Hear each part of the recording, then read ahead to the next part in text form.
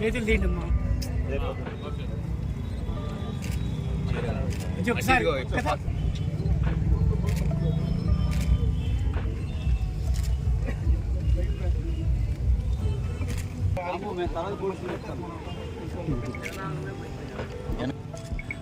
మాట్లాడి చూడండి.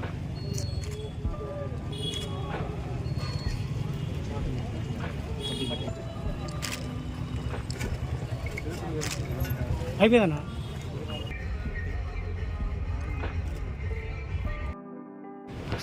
జనసేన పార్టీ అధ్యక్షులు రాష్ట్ర ఉప ముఖ్యమంత్రి వర్యులు శ్రీ కొణిదెల పవన్ కళ్యాణ్ గారికి హృదయపూర్వక జన్మదిన శుభాకాంక్షలు. మరి పవన్ కళ్యాణ్ గారి జన్మదిన సందర్భంగా రాష్ట్ర వ్యాప్తంగా కూడా క్లీనాంధ్ర అనే కార్యక్రమం ద్వారా మరి కూటమి నాయకులు, కార్యకర్తలు, ప్రజలందరూ కూడా దీంట్లో పాల్గొని ఏదైతే ఈ మొక్కలు నాటే కార్యక్రమంలో మరి భాగస్వాములు అయ్యారు. అదేవిధంగా మరి ఈ పరిసరాలను కూడా మన ఇంటి చుట్టూ ఉండే పరిసరాలను కానీ లేదా మన వీధులను కానీ అన్నింటినీ కూడా పరిశుభ్రంగా ఉంచుకోవాలని చెప్పే ఉద్దేశంతో ఈ కార్యక్రమం పెట్టడం జరిగింది.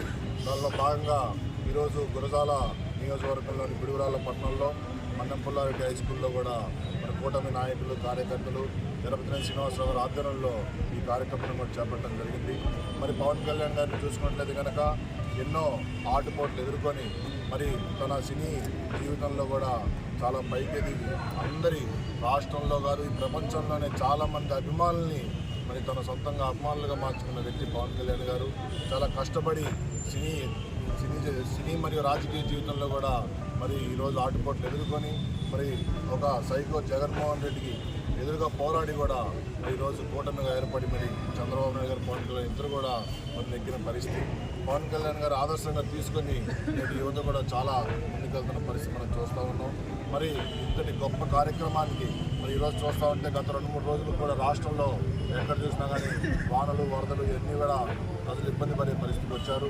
అందుకనే పవన్ కళ్యాణ్ గారు కూడా ఎక్కడ కూడా ఈ కేక్ కటింగ్లు ఏమీ చేయకుండా ఆ కార్యక్రమాలను రద్దు చేసి మనకి ప్రజలకు ఉపయోగపడే కార్యక్రమాలు, జన సైనికులు కానీ, తెలుగుదేశం పార్టీ, భారతీయ జనతా పార్టీ నాయకులు, కార్యకర్తలు కానీ సహాయక కార్యక్రమాల్లో పాల్గొంటూ మరి ఈ పర్యావరణానికి కాపాడుతూ ఈరోజు ఈ మొక్కలు నాటే కార్యక్రమాన్ని కూడా పెట్టడం చాలా అభినందనీయం. ఇదే పవన్ కళ్యాణ్ గారు మరెన్నో పుట్టినరోజులు జరుపుకోవాలని చెప్పి ఆ భగవంతుని మనస్ఫూర్తిగా కూడా కోరుకుంటూ ఉన్నాను. మరొకసారి పవన్ కళ్యాణ్ గారికి జన్మదిన శుభాకాంక్షలు మనస్ఫూర్తిగా తెలియజేస్తాను.